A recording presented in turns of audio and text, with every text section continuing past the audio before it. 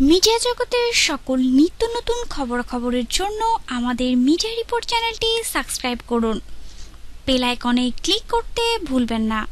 একই দিনে মুক্তি পাওয়া জিতের বস 2 ও দেবের চ্যাম্প নিয়ে ব্যস্ত ছিল সোশ্যাল মিডিয়া। এই ঈদের দুটি ছবি ব্যবসা করলেও জিতের ছবি অনেকটা এগিয়ে আমাদের গোপন সূত্রে পাওয়া খবরে। বস 2 প্রথম সপ্তাহে 1,81,00,000 টাকা ব্যবসা করেছে, তাই এদিক থেকে অনেকটা পিছিয়ে আছেন দেবের চ্যাম্প। সিনেমাটি প্রথম সপ্তাহে আয় করেছে 1,41,00,000 টাকা। তবে ইন্ডাস্ট্রির বিশেষজ্ঞরা সিনেমার কন্টেন্ট বিচার করে দেবের ছবিকে এগিয়ে রেখেছে।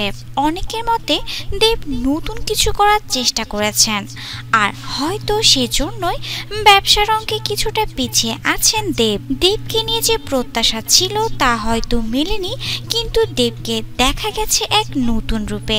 অপরদিকে জিতের বস 2 গ্রাম বাংলার মধ্যখানে ব্যাপক জনপ্রিয়তা পেয়েছে।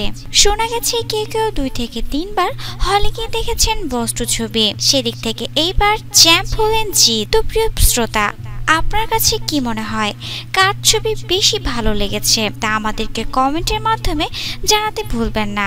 আর আপনি যদি জিত বা দেবের ফ্যান হন তাহলে ভিডিওটি শেয়ার করতে ভুলবেন না।